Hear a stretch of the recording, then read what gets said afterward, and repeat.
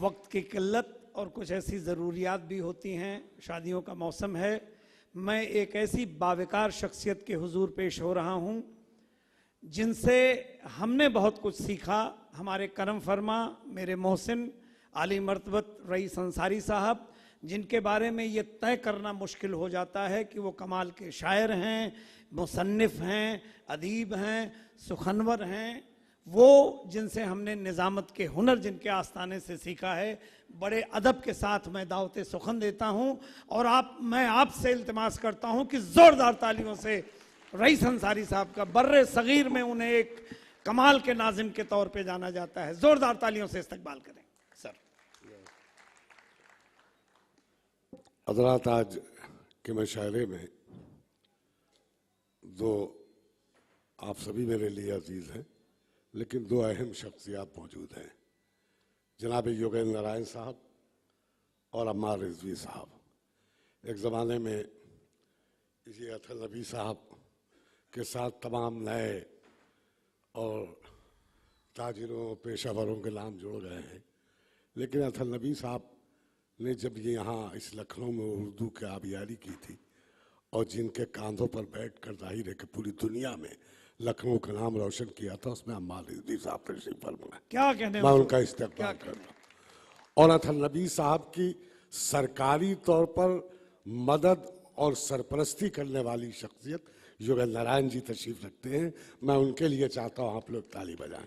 یہ شہر کے ڈی ایم رہے، پرمکھ سچیو رہے، اور انہوں نے واقعی اس شہر کی بڑی خدمت کی ہے، میں ان کا استقبال کرتا ہوں۔ ہمارے کرم فرما سراج مہندی صاحب تشریف فرما ہے، میں چند اشعار جہاں سے مجھے یاد آتے ہیں میں آپ کی نظر کرتا ہوں، سماعت فرمائیے کہ جب تعلق ہی نہیں اس سے تو جاتے کیوں ہو، جب تعلق ہی نہیں اس سے تو جاتے کیوں ہو، دل نہیں ملتا تو پھر ہاتھ ملاتے کیوں؟ کیا بات ہے محترم، کیا جب تعلق ہی نہیں اس سے تو جاتے کیوں ہو، دل نہیں ملتا تو پھر ہاتھ ملاتے کیوں ہو؟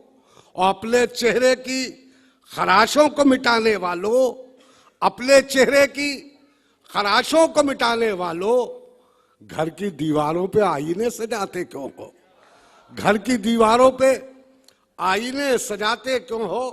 سماعت فرمائی کہ یہ ننگے بھوکے جب سے حکومت میں آ گئے، یہ ننگے بھوکے جب سے حکومت میں آ گئے، اس ملک کے غریب مصیبت میں آ گئے، یہ ننگے بھوکے جب سے حکومت میں آ گئے، اس ملک کے غریب مصیبت میں آ گئے۔ سماعت فرمائی کہ سچائی کیسے آئے گی دنیا کے سامنے، سچائی کیسے آئے گی دنیا کے سامنے، قاتل گواہ بن کے عدالت میں آ گئے ہیں۔ سچائی کیسے آئے گی دنیا کے سامنے، سچائی کیسے آئے گی دنیا کے سامنے، قاتل گواہ بن کے عدالت میں آ گئے۔ سماعت فرمائی قاتل گواہ بن کے عدالت میں کہ خدا کے روبرو جو سر جھکانا بھول جاتے ہیں، دیکھیے یہ مطلب، خدا کے روبرو جو سر جھکانا بھول جاتے ہیں وہ درباروں میں جا کر سر اٹھانا بھول جاتے ہیں۔ خدا کے روبرو جو سر جھکانا بھول جاتے ہیں وہ درباروں میں جا کر سر اٹھانا بھول جاتے ہیں۔ اور شعر نظر کر رہا ہوں کہ انہی کے ہاتھ میں کاسا تھما دیتی ہے یہ دنیا، انہی کے ہاتھ میں کاسا تھما دیتی ہے یہ دنیا، جو کھانا یاد رکھتے ہیں کمانا بھول جاتے ہیں۔ کیا کہنے انہی کے ہاتھ میں کاسا تھما دیتی ہے یہ دنیا، جو کھانا یاد رکھتے ہیں کمانا بھول جاتے ہیں۔ سماعت فرمائی کہ نیند آنکھوں میں جو آتی تو جگانے لگتے، نیند آنکھوں میں جو آتی تو جگانے لگتے، خواب بچوں کی طرح شور مچانے لگتے، خواب بچوں کی طرح شور مچانے لگتے۔ اور یہ لکھنؤ کا مشاعرہ ہے اور لکھنوی شاعر آپ سے مخاطب ہے، نظر کر رہا ہوں سماعت فرمائے کہ نیند آنکھوں میں جو آتی تو جگانے لگتے، خواب بچوں کی طرح شور مچانے لگتے، وہ ہمیں ڈھونڈ کے ایک رات میں گھر لے آیا، وہ ہمیں ڈھونڈ کے ایک رات میں گھر لے آیا، ہم اسے ڈھونڈنے جاتے تو زمانے لگتے۔ کیا بات، وہ ہمیں ڈھونڈ کے ایک رات میں گھر لے آیا، ہم اسے ڈھونڈنے جاتے تو زمانے لگتے، اور تیرے آ جانے سے پھر آ گئی زخموں پہ بہار، تیرے آ جانے سے پھر آ گئی زخموں پہ بہار، تو نہیں آتا تو سب زخم پرانے لگتے، تیرے آ جانے سے پھر آ گئی زخموں پہ بہار، تو نہیں آتا تو سب زخم پرانے لگتے۔ سماعت فرمائیے، ابھی چند شعر نظر کر رہا ہوں۔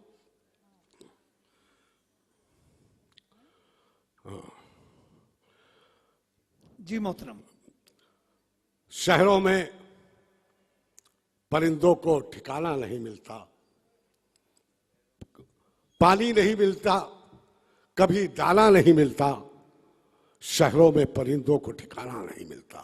اور شعر نظر کر رہا ہوں، مار بھائی یہ شعر خاص طور سے آپ کی نظر ہے کہ شہروں میں پرندوں کو ٹھکانہ نہیں ملتا، کہ شعر نظر ہے کہ اب مدت سے جو لوگ ظاہر کوی سمیلن اور مشاعرہ سننے آئے ہیں اور مشاعرے کا ذوق ذرا بھی رکھتے ہیں، شاعری سے بھی ذرا سا تعلق ہے، تو یہ شعر لے کر جائیں، نظر کر رہا ہوں۔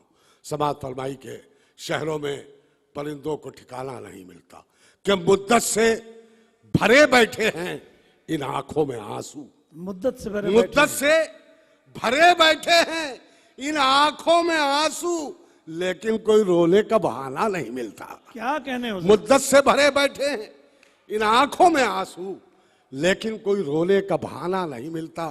سماعت فرمائی کہ حوصلہ رکھو تو مشکل سے نکل جاؤ گے، حوصلہ رکھو تو مشکل سے نکل جاؤ گے، دھوپ میں بیٹھے رہو گے تو پگھل جاؤ گے۔ کیا کہنے حضور؟ دھوپ میں بیٹھے رہو گے تو پگھل جاؤ گے۔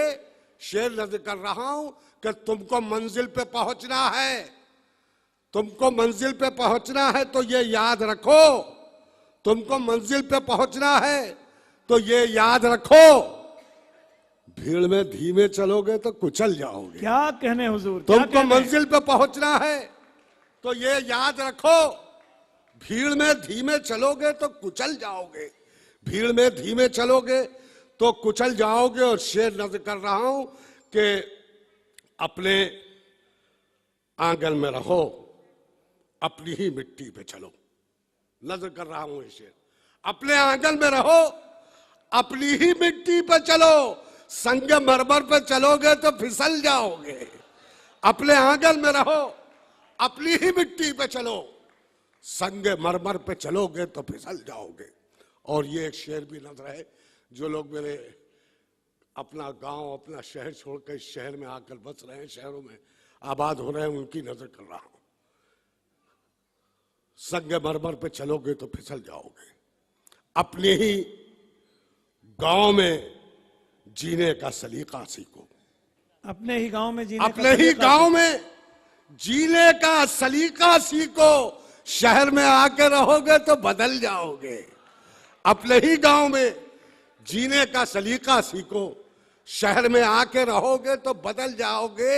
اور یہ آخری شعر غزل کا نظر کرتا ہوں کہ دے رہا ہے جو تمہیں آج ترقی کا فریب، سنیے گا ذرا، دے رہا ہے جو تمہیں آج ترقی کا فریب، ان کے ماضی کو ٹٹولو گے تو دہل جاؤ گے۔ کیا کہنے حضور؟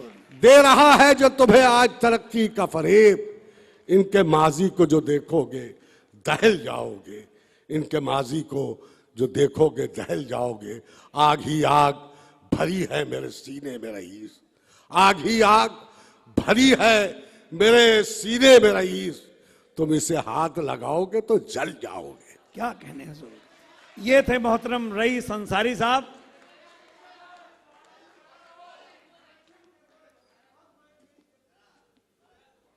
یار وہ ایسا ہے کہ آدھا نبی صاحب بھی ٹائم دکھا رہے ہیں اور میں بھی ٹائم دیکھ رہا ہوں، سمجھا؟ بہرحال وہ ترنم میں تو میں ظاہر ایام جہالت سے پڑھا کرتا تھا، آپ لوگ جانتے ہی ہیں، شہر کے لوگ ہیں، لیکن یہ کہ بہرحال ایک تازہ غزل، میں ہماری نگہت بہن بیٹھی ہوئی، ارے آپ یہ غزل جو میں سنا رہا ہوں، میں ارے یار یہ آپ کی محبتیں باعث قدر ہیں، یہ شہر اس شہر میں شیعوں کی بہت آبادی ہے، 4 مہینے لوگ روتے ہیں، آپ مجھے ہر مشاعرے میں رلانا چاہتے ہیں، سمجھے آپ؟ ہمارا لیے سمجھے آپ، یہ غزل بہرحال آپ کا حکم ہے، میں پیش کر رہا ہوں۔ اطہر بھائی اجازت ہے، کہاں گئے؟ ہاں بہرحال حکم ہے، دیکھیے میں اپنی مرضی سے نہیں پڑھ رہا ہوں، سماعت فرمائیے۔ عطا ہو۔ بیتے ہوئے لمحوں کو سوچا تو بہت رویا، سنیے گا۔ بیتے ہوئے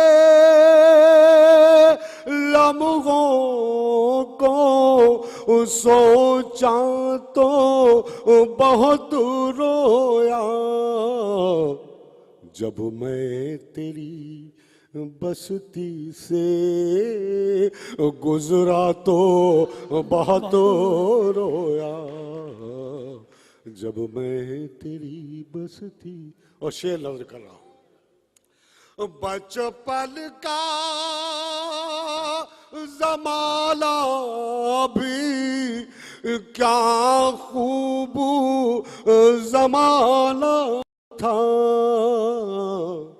بچپن کا زمانہ بھی کیا خوب زمانہ تھا، مٹی کا کھلونا بھی کھویا تو بہت رویا، مٹی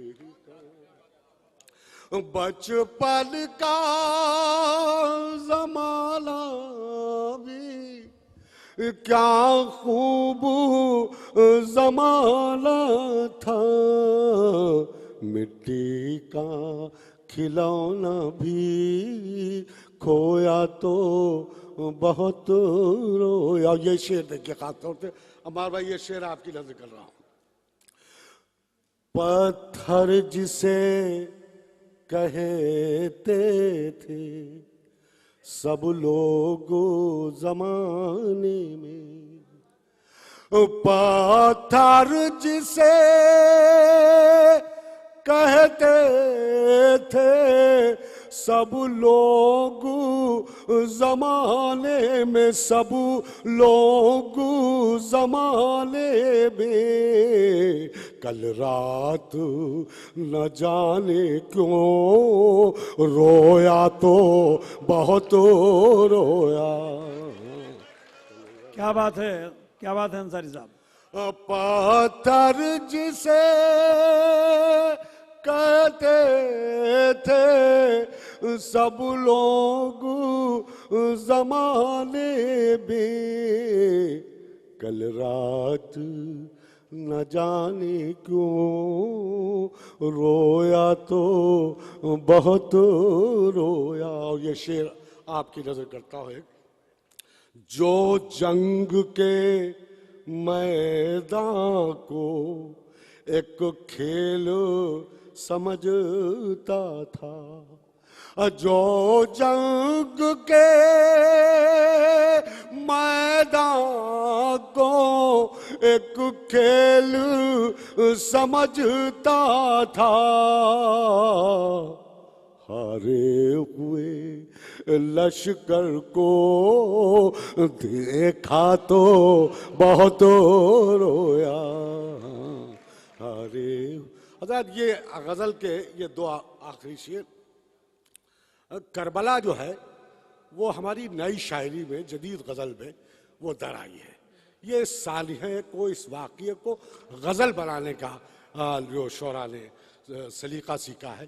آپ دیکھیے کہ یہ رئیس انصاری کہاں تک کامیاب ہوا ہے۔ اگر میں نے شعر کہا ہو تو میری آواز سے آواز ملائیے۔ بیتے ہوئے لمحوں کو ٹھہرا تھا جہاں کر ایک قافلہ پیاسوں کا، ٹھہرا تھا جا کر ایک قافلہ پیاسوں کا، ایک قافلہ پیاسوں کا، اس راہ سے جب گزرا دریا تو بہت رویا، اس راہ سے ٹھہرا تھا جہاں کر ایک قافلہ پیاسوں کا،